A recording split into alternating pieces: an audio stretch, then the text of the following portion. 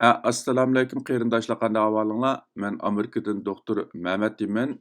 Men bugun mushu COVID-19 vaksinasi to'g'risida andishalar degan temada qisqacha bir leksiya so'zlab o'tmoqchi. Yaqindan buyon xeli ko'p sonli qarindoshlar menga ayrim uchur yo'llab, mushu vaksinaninki bexatarligi to'g'risida ba'zi savollarni so'ragan.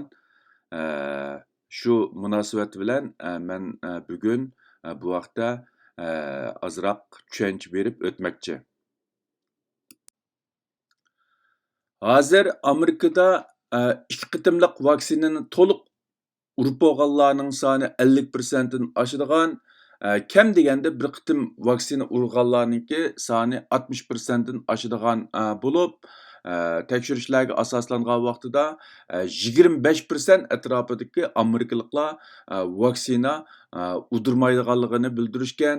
Ya'ni ular vaksinaga qarshi turadiganlar bo'lib, ularning asosliq sababi vaksina bexatarlik masalasi bo'lib, bu vaksinani bexatar emas deb qarayotgan. Undan boshqa nihoyatda oz sondagi amerikaliklar u mayli u vaboni tarqatgan virus bo'lsin yoki vaksina bo'lsin, butunlay oldin planlagan o'yin yoki suiqasd deb qaraydiganlar bor ekan.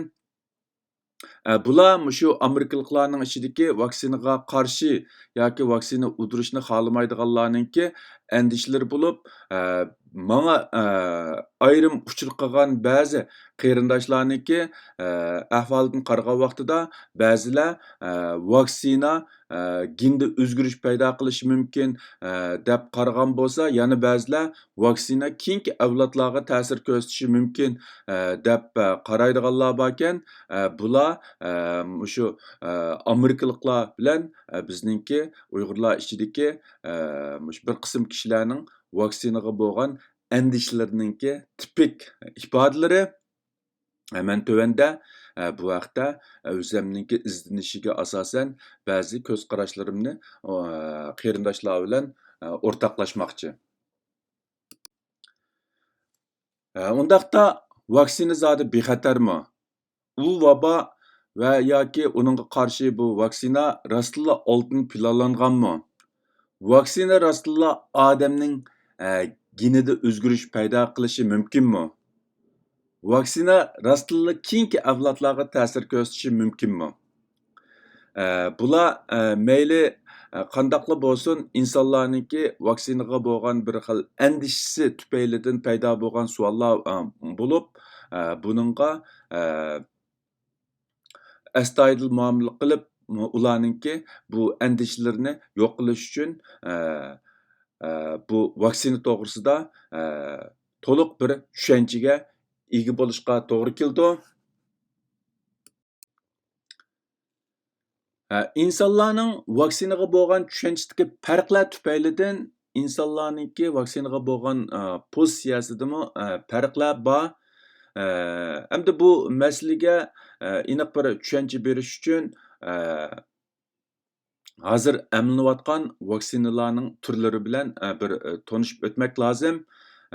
Oldi bilan Angliyaning Oxford University va AstraZeneca birlikda ishlagan vaksina viral vector turi kiradigan, ya'ni gen aloyligida o'zgarish paydo qilgan virusdan yoki virusningki bir qismidan yasalgan. Ya'ni badanga kirgandan keyin shu virusga o'xshash badanning immunit kuchini qo'zg'aydigan yoki bo'lmasa shu badanning immunit kuchini qo'zg'ash orqali shu aslidagi u virusga qarshi antibody ishlab chiqarish aloyligi bo'lgan bir xil vaksina bo'lib, bu nisbatan an'anaviy doiraga kiradigan vaksina. Hamda bu Amerikaninki Moderna şirkati bilan Amerikaninki Pfizer va Germaniyaning BioNTech şirkati birlashib ishlagan vaksina, ikkilisi RNA vaksinasi bo'lib, bu nisbatan mush an'anaviy vaksinadan alohida farqlanadigan nisbatan yangi turdagi vaksina. Bu vaksinaninki xizmat mexanizmini men keyingi nimada so'zlab o'tmoqchi. Undan boshqa shu Rossiyaniki Sputnik V degan vaksinasimi shu Angliyaning vaksinasi bilan bir turga kiradigan viral vector vaksinasi. Xitoyniki Sinovac şirketi ishlab chiqargan CoronaVac degan vaksina bo'lsa, shu harakatsiz holatga keltirilgan virus yoki badanda kasal paydo qilish kuchi ojizlashtirilgan virusdan yasalgan vaksina bo'lib, bu vaksina an'anaviy vaksina. Bu xil turdagi vaksinalarni ko'p. Undan başqa Sinopharm şirketininki vaksinasimi ya'ni harakatsiz holatga keltirilgan virus yoki kasal paydo qilish kuchi ojizlashtirilgan virusdan yasalgan vaksina. Bumi o'xshashla an'anaviy vaksina doirasiga kirdi. Amerikaninki Novavax degan şirketi ishlab chiqargan vaksina bu oqsilni asos qilgan vaksina bo'lib, bu oqsil badanga kirgandan keyin bir sirtdan kirgan tajovuzchi sifatida badanninki immunit kuchiga ta'sir ko'rsatib, immunit inkosini qo'zg'ab, badanda immunit kuchi yoki antibody paydo bo'lishini keltirib chiqardi. Oxirida Amerikaninki shu Johnson and Johnson degan shirkat ishlab chiqargan vaksinami bu viral vector virusi, ya'ni viral vector vaksinasi bo'lib, bu an'anaviy vaksina. Hozir hamda shu urilayotgan vaksinalarning ichida vaksinaning turlari bu yuqorqidek o'xshamagan vaksina turlariga tava bo'lib, ularning ichida men yuqorida o'tgandagidek shu Amerikaning Moderna bilan Amerikaning Pfizer şirketi ishlagan vaksina RNA vaksinasi nisbatan yangi turdagi vaksina, boshqa an'anaviy vaksinalardan farqli vaksina. Men tövəndə bu vaksinaninki xizmat mexanizmi to'g'risida ozroq to'xtalib o'tmoqchi. Endi bu vaksina qandaq xizmat qiladi degan vaqtida men bu yerda asosliqi shu RNA vaksinasi, ya'ni yangi turdagi RNA vaksinasining xizmat mexanizmini qisqacha bir tushuntirib o'tmoqchi. Bu sol tarafda ko'rayotganinglar virusninki, o'sha vabo paydo qilgan virusninki qurilmasi bo'lib, bu virusninki atrofida cho'qchib turganini biz spike protein yoki cho'qchaygan oqsil deb qaraymiz. Vaksina nimaning virusning ichidagisi RNA shu virusninki gen aloyligini belgilaydigan yoki kontrol qiladigan RNA moddasi. Endi bu yerda bu RNA degan nima qildi degan vaqtida shu virusga munosabatlik yoki virusniki o'z aloyligi bo'lgan oqsillarni berkib chiqishiga yo'l ko'rsatdi yoki yo'l ko'rsatgich deb qarashga bo'ladi. Endi bu Amerikaninki Moderna yoki Pfizer şirketi ishlab chiqargan RNA vaksinasi badanga urilgandan keyin bu vaksina badanda shu virusninki sirtida cho'qchib turgan, ya'ni spike protein yoki cho'qchaygan oqsil degan oqsilni biriktirib chiqadi. Bu oqsil odam badaniga nisbatan sirtdan kirgan bir tajovuzchi rolini o'ynaydigan bo'lib, ya'ni badanda asla badanda bo'lmagan binormal bir protein yoki oqsil bo'lgani uchun bu insonlarniki bu oqsilga insonlarning badani bu oqsilga darhol inkos qaytirib, ya'ni bu oqsilni o'zining badaniga tava bo'lmagan bir dushman qatorida ko'rib, uningga qarshi kuch paydo qilishga boshlaydi. Ya'ni bu kuch asosliqi shu badanningki shu virusga qarshi turadigan immunit kuchi va antibodidan iborat. Mana bu shu RNA vaksinasiniki xizmat mexanizmi. Undaqda bu vaksinaninki aks ta'sirlari nima degan vaqtida Eee, bu vaksinaning aks ta'sirlari dastlabda o'tirib qo'ygan aks ta'sirlardan biroz kengayib, hozir ba'zi yangi aks ta'sirlar bayqalmoqda. Men bu haqda burunmi oz to'la so'zlab o'tgan. Hamda bu vaksinaning aks ta'siri degan vaqtida birisi ko'p uchraydigan yengil aks ta'siri, yana birisi oz uchraydigan ig'ir darajadagi aks ta'siri. Ko'p uchraydigan yengil aks ta'sir degan vaqtida oldi bilan eng ko'p uchraydigani mushu o'kil urgan joy og'rish, ishib qilish, horg'inlik his qilish, bosh og'rish, bo'g'im va muskullar og'rish, qizish, titrak besish, ko'ngli aynish, qusish, yondirish. Bular mushu vaksina emlagan ko'p sonda odamda ko'riladigan, ko'p uchraydigan yengil aks ta'sirlar. Bu aks ta'sirlar odatda ko'pincha holda shu 48 soatdan 78 soat ichida yo'qolib ketadi.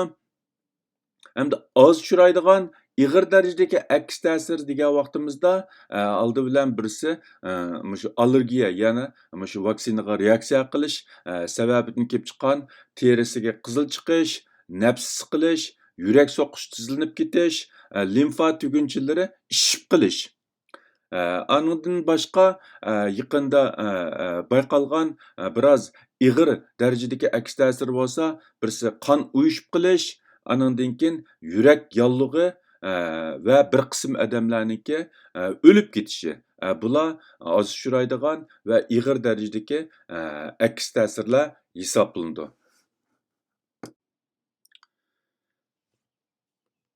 Endi bu mushu vaksina emlagan yaxshimi yoki vaksina emlamagan yaxshimi? Ya'ni vaksina emlash bilan emlamaslikninki orasida qandaq farq bor? Biz zodi qaysini tanlashimiz kerak? Ya'ni vaksina emlashni tanlashimiz kerakmi, vaksina emlamaslikni tanlashimiz kerakmi degan vaqtida buningga javob berish uchun oldi bilan vaksina emlamaganlarning ahvoli bilan vaksina emlaganlarda ko'riladigan ba'zi ahvollarni ko'rib chiqishimizga to'g'ri keldi. Endi vaksina emlamaganlarning ahvoliga kelsak, hozir qadar butun dunyoda taxminan 181 milliondan ortiq odam yuqumlanib, 4 million atrofida odam u vabo tufaylidan o'lib ketgan. Amerikada bo'lsa, jami 34 milliondan ortiq odam yuqumlanib, 619 mingdan ortiq odam o'lib ketgan. Endi vaksina emlamaganlarning o'lib ketish nisbati taxminan 2%. Ya'ni har 102 odamdan yuqumlangan 100 odamdan 2 odam o'lib ketyapti degan gap. Endi COVID-19 kasaliga giribtor bo'lib, saqaygan bir qism kishilarda uzun muddatlik zaxmi qoldiganligi ma'lum. Bu mushu vaksina emlamaganlar orasida ko'rilayotgan ig'ir ahvol.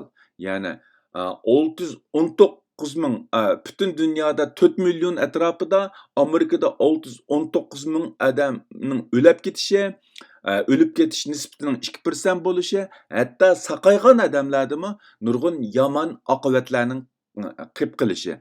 Bu mushu vaksina emlamaganlik sababdan kelib chiqqan oqibat yoki vaksina yo'qlikdan kelib chiqqan yomon oqibat.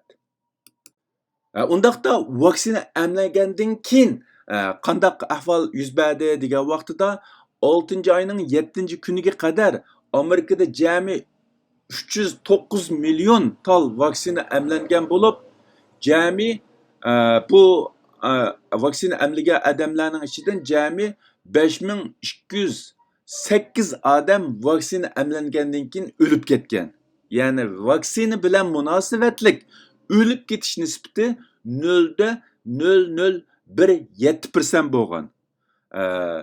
Men yuqorida deb o'tgan vaksina emlamaganlarning u kasallik sababidan o'lib ketish nisbati 2% bo'lgan bo'lsa, vaksina emlagandan keyin vaksina bilan munosabatlik o'lib ketish nisbati 0.0017% bo'lgan. Ya'ni bu o'lib ketish nisbati vaksina urganlar bilan urmaganlar orasida nihoyat osmon-zamin farq bor degan gap. Undan boshqa vaksina urgandan keyin o'lib ketgan bu 5208 odamninki hammasiniki o'lib ketishi sababi cho'qim vaksina bilan munosabatli bo'lishi notayin faqat vaksina urgandan keyin o'lib ketganligi uchun buni vaksina bilan munosabatlik o'lib ketish statistikasiga kirgizgan. Hozir Amerika nüfusununki 53% to'liq vaksina emligen bulup, Amerikada to'liq vaksina emligenler içinde 4115 adam kesel bulup, ularning içinde 750 adam ölüp ketken. Yani mundaq aytgan vaqtida vaksina urmaganlarning içinde 34 milyon adam kesel bo'lgan bo'lsa, vaksina urganlarning içinde aran 4115 adam kesel bulup 750 adam ölüp ketken. Bu ölüp ketkenler sani şu Amerika'da COVID-19 kesili bilen ölüp ketken 619 bin adamның aran 0,13%'ni egallaydi. Nayt az bir kısım adam vaksina urgandan keyin yani vaksininiki qo'g'dash unuminin bo'lmaslik sababidan o'lib ketgan bo'lsa, mutlaq ko'p sondagi odam, ya'ni 99%dan ortiq odam vaksina urmaslik sababidan kasal bo'lib o'lib ketgan. Mundaq aytgan vaqtida bu yerda mayli vaksinaniniki aks ta'siri sababidan o'lib ketish nisbati bo'lsin va yoki vaksinaniniki unumsizligi sababidan o'lib ketish bo'lsin, hammasi nihoyatda az sonni egallaydi. Buningdan ko'rib olishga bo'ladiki, garchi vaksina bir qism odamlarda yomon ta'sir qo'zg'ab, az bir qism odamlarning o'lib ketishini keltirib chiqargan bo'lsa-mu, lekin umumiy jihatdan aytgan vaqtida uni bexatar deb qarashga ham bu vaksinaninki unumini nisbatan yaxshi unumlik deb qarashga bo'ladi. Chunki har qanday narsaning ikki tarafi bo'ldi, mutlaq narsa yo'q. Biz mashina haydab yo'lda mangan vaqtida qazo uchrashingiz mumkin. Hatto mashina haydamay ko'chadan kesib o'tgandimi mashina urib o'lab qolishimiz mumkin. Buninglik uchun biz mangu yo'ldan o'tmayman yoki mashina haydamayman deyamaymiz. Shunglashqa bu yerda vaksinaning aks ta'siri ma'lum bo'libmi bak ba'zi qarindoshlarningki andishishi qilganimi butunlay haqsiz emas, lekin buningki yolg'iz aks ta'siriga qarab emas, uningki insonlarga keltirgan foydasiga qarashimiz kerak deb qarayman. Bular mushu vaksinaninki bexatarligi yoki aks ta'siri to'g'risida elib berilgan tadqiqot yoki shuningga oid xabarlarniki gazeta jurnallarda e'lon qilingan bosh temasi bo'lib, bu soldikisi shu dunyoga mashhur tabiat jurnalida e'lon qilingan shu vaksinaninki bexatarligi to'g'risidagi maqola. Anandan keyin bu o'ng tarafdagisi shu vaksinaninki kichik bolalardami bexatar, nisbatan bexatar ekanligi to'g'risidagi xabar. Bularmi shu vaksinaninki shu o'lib ketish xatarniki yuqori emasligi, anandan keyin shu bir qism yoshlarda vaksinaninki yurak muskullari yollig'ini keltirib chiqaradiganligi, biroq uninki son jihatdan oz ekanligi o'tirib qo'yilgan.